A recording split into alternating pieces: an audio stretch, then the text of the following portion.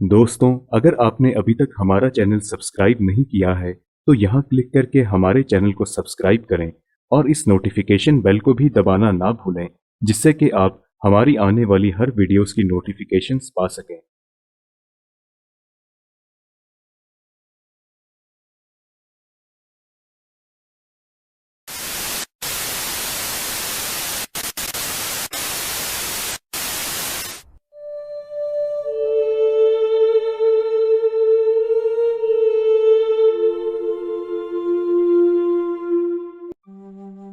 जिस रास्ते से वह गुजरता वहां कोसों दूर इंसान तो क्या, इंसानों की छाप तक मिलनी बंद हो जाती थी। जहां जहां वो जाता लोग इलाका खाली करके उसकी पहुंच से दूर निकल जाते। जानते हैं क्यों? क्योंकि इंसान के भेष में वो एक खूंखार जानवर था। पैसे के लिए वो लोगों को अपना निशाना बनाता था और उसका हथियार था रुमाल। जी हाँ, एक पीला रुमाल। वो रुमाल से अपने शिकार को मौत के घाट उतारता था। एक नहीं, दो नहीं, 200 नहीं, 300 नहीं, बल्कि पूरे 931 लोगों को उसने अपने पीले रुमाल के जरिए मौत के घाट उतारा। व्यापारी, काफिला और पीला रुमाल, ये दास्तां है एक ऐसे ठग की जिसे दुनिया का आज तक का सबसे खतरनाक सीरियल किलर का खिताब हासिल है। बहराम नाम का ये ठग असल में था बेरहम ठग। वह भोले भाले व्यापारियों के काफिले को अपना निशाना बनाता था। बहराम ठग का दिल्ली से लेकर ग्वालियर और जबलपुर तक इस कदर खौफ था कि लोगों ने इस रास्ते से चलना भी बंद कर दिया था। बहराम ठग को समझने के लिए हमें उसी युग में चलना होगा जिसमें उसका खौफ सबसे ज्यादा हुआ करता था, यानी 1765 से 1840 तक का समय, जिसमें 18वीं सदी खत्म होने को थी और मुगल साम्राज्य भी खत्म होने की कगार पर था। ईस्ट इंडिया कंपनी ने देश में अपनी जड़ें जमा ली थी। ब्रिटिश पुलिस देश में कानून व्यवस्था दुरुस्त करने में जुटी हुई थी, लेकिन दिल्ली से जबलपुर के रास्ते में पड़ने वाले थानों में शायद ही कोई दिन ऐसा गुजरता था जब कोई पीड़ित आदमी अपने किसी करीबी की गुमशुदगी की रिपोर्ट दर्ज ना कराने आता हो। अंग्रेज अफसर परेशान थे कि इतनी बड़ी तादाद में लोग कैसे गायब हो रहे थे। कराची, लाहौर, मंदसौर, मारवाड़, कठियावाड़, मुर्शिदाबाद के व्यापारी बड़ी तादाद में रहस्यमय परिस्थितियों में अपने पूरे के पूरे काफिलों के साथ गायब हो जाते थे।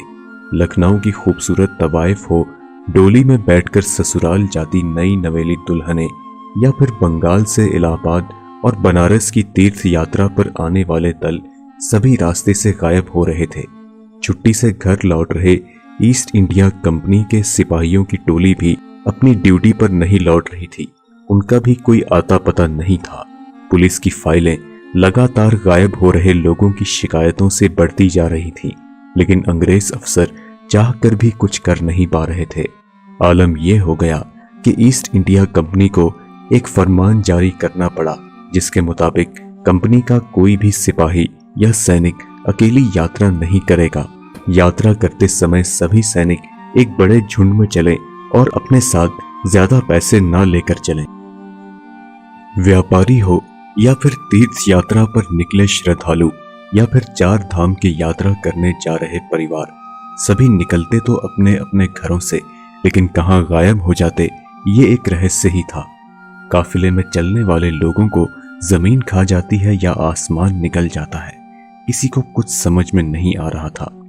लेकिन सबसे हैरानी की बात यह थी कि पुलिस को इन लगातार गायब हो रहे लोगों की लाश तक नहीं मिलती थी, जिससे पुलिस की तहकीकात आगे बढ़ सकती थी। आखिर कैसे गायब हो रही थी ये लाशें? सन 1809 में इंग्लैंड से भारत आने वाले अंग्रेज अफसर कैप्टन विलियम स्लीमैन को ईस्ट इंडिया कंपनी ने लगातार गायब हो रहे लोगों के रहस्य का पता लगाने की जिम्मेदारी सौंपी। थोड़े ही दिनों में कैप्टन स्लीमैन को यह पता चल गया कि इन लोगों के गायब होने के पीछे किसका हाथ है। इन लोगों को गायब करने वाला था ठगों का एक गिरोह, एक ऐसा गिरोह जो लूटपाट के लिए हत्या करता था। इस गिरोह में करीब 200 सदस्य थे।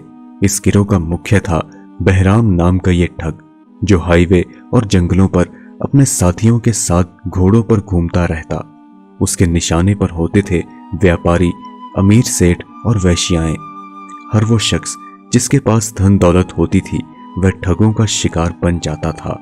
बहराम ठग की लीडरशिप में ही गिरोह के बाकी सदस्य लूटपाट और हत्याओं को अंजाम देते थे।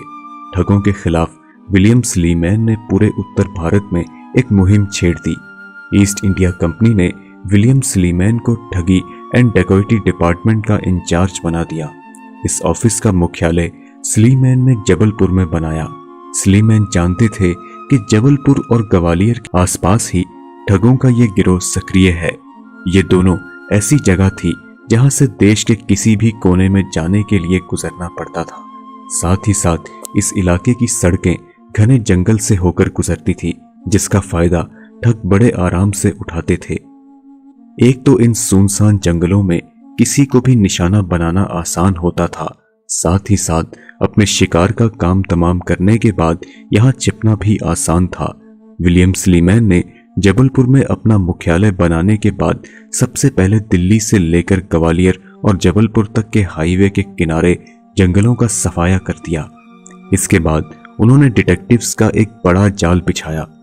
कहा जाता है कि भारत में इंटेलिजेंस ब्यूरो की नींव भी तभी रखी गई थी। डिटेक्टिव्स की मदद से स्लीमैन ने पहले तो ठगों की भाषा को समझने की कोशिश की। ठग अपनी इस विशेष भाषा को रामोसी कहते थे। रामोसी एक सांकेतिक भाषा थी जिसे ठग अपने शिकार को खत्म करते समय इस्तेमाल करते थे।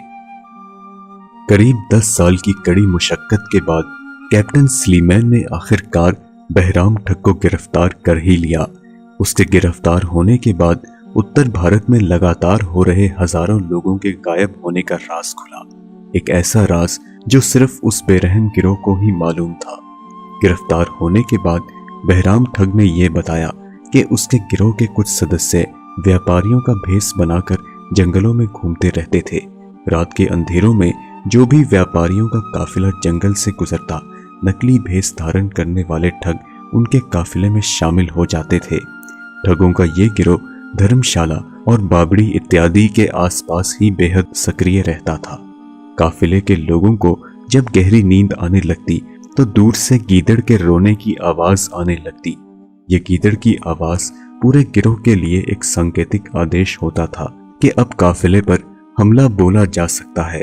थोड़ी ही देर में अपने गिरोह के साथियों के साथ बहराम ठग वहां पहुंच जाता। सारे ठग पहले सोते हुए लोगों का मुआयना करते। इसके बाद बहराम ठग अपने आदमी को अपना सबसे पसंदीदा रुमाल लाने का आदेश देता। पीला रुमाल मिलते ही बहराम ठग अपनी जेब से एक सिक्का निकालता और रुमाल से एक सिक्का डालकर गांठ बांधता। सिक्के से गांठ लगाने के बाद बहराम ठग एक एक करके सोते हुए काफिले के लोगों का गला घोंट देता। काफिले में शामिल सभी लोगों को मौत के घाट उतारने के बाद बहराम ठग साथियों के साथ मिलकर जश्न मनाता था। लेकिन जश्न मनाने से पहले उन्हें एक और काम करना होता था। ठग मरे हुए लोगों की लाशों की हड्डियां तोड़ देते। उसके बाद लाशों के टुकड़े करके मौकाए वारदात पर ही एक गड्ढा खोदकर उन्हें दबा दिया जाता। दरअसल काफिले में शामिल व्यापारियों को मारने के बाद बहराम ठग और उसके गिरोह के सदस्य वहीं उनकी कब्रगाह बना देते थे। अगर वहीं उनकी कब्रगाह बनाना संभव ना होता तो उनकी लाशों को पास के ही किसी कुएं या फिर किसी नदी में फेंक दिया जाता था। यही एक वजह थी कि पुलिस को गुमशुदा लोगों की लाश कभी नहीं मिल पाती थी और ना ही इन ठगों का कोई सुराग मिल पाता था। जब तक बहराम ठग और उसके साथी काफिले के लोगों को ठिकाने नहीं लगा देते, तब तक उसके गिरोह के 2 सदस्य दूर खड़े हुए पूरे इलाके पर नजर रखते। शिकार का काम तमाम होने तक वे दोनों हाथों में एक सफेद रुमाल लिए हिलाते रहते। सफेद रुमाल से वे दोनों ठगों को इशारा करते रहते कि सब कुछ ठीक है। जैसे ही उन्हें खतरे का अंदेशा होता, वे दोनों सफेद रुमाल हिलाना बंद कर देते। सफेद रुमाल नीचे होते ही ठग चौकन्ना हो जाते थे। रुमाल हिलने लगता तो वह अपने काम में एक बार फिर से मशगूल हो जाते। अपने शिकार का काम तमाम करने के बाद ठग मौकाए वारदात पर ही जश्न मनाते थे। जश्न के तौर पर जिस जगह मारे गए लोगों की कब्रगाह बनाई जाती थी, उसके पहले नाच गाना किया जाता था। कव्वाली का दौर चलता। गाने बजाने से जब थक जाते तो कब्रगाह के ऊपर बैठकर ही वह गुड़ खाते थे। कहते हैं कि ठग जिस किसी भी नए सदस्य को अपने गिरोह में शामिल करते थे तो उसे कब्रगाह पर बिठाकर गुड़ खिलाया जाता था। एक बार कैप्टन सुलेमान ने एक ठग से जब इसका कारण पूछा तो उसने जवाब दिया कि कब्रगाह का गुड़ जिसने भी चखा उसके लिए दुनिया ही दूसरी हो गई। अगर आपने भी तपोनी का गुड़ खा लिया तो फौरन ठग बन जाएंगे। बहराम ठग ने गिरफ्तार होने के बाद यह खुलासा किया कि उसके गिरोह ने पीले रुमाल से पूरे 931 लोगों को मौत के घाट उतारा है। उसने ये भी खुलासा किया कि उसने अकेले ही 150 लोगों के गले में रुमाल डालकर हत्या की है। बहराम ठग की गिरफ्तारी के बाद उसके गिरोह के बाकी सदस्य भी पुलिस की गिरफ्त में आ गए। बहराम सहित जितने भी इस गिरोह के कुख्यात सदस्य थे उन्हें जबलपुर के पेड़ों पर फांसी देकर मार दिया गया और जबलपुर में ये पेड़ आज भी मौजूद है। गिरोह के जितने भी नए सदस्य थे उनके लिए सुलेमान ने जबलपुर में ही एक सुधार गृह खुलवा दिया। इस बंदी गृह के अवशेष आज भी जबलपुर में मौजूद हैं। कहा जाता है कि हफ्ते में एक दिन जबलपुर में एक बाजार लगता है जिसमें दुकानों के अधिकतर मालिक उन्हीं ठगों की औलाद हैं जिन्हें सुलेमान मुख्यधारा में लाया गया था। कहा तो यह भी जाता है कि सुलेमान का एक पड़पोता इंग्लैंड में रहता है और उसने अपने ड्राइंग रूम में उस पीले रुमाल को संभाल कर भी रखा हुआ है। वही पीला रुमाल जिससे बहराम ठग लोगों को मौत के घाट उतारा करता था और जिसके चलते उसे इतिहास का अब तक का सबसे बड़ा सीरियल किलर माना जाता है। दोस्तों, आप मेरे इंस्टाग्राम अकाउंट पर मुझे फॉलो कर सकते हैं जहां पर आप मुझे पर्सनली मैसेज भी कर सकते हैं। आप अपने विचार हमें कमेंट्स के माध्यम से जरूर बताएं।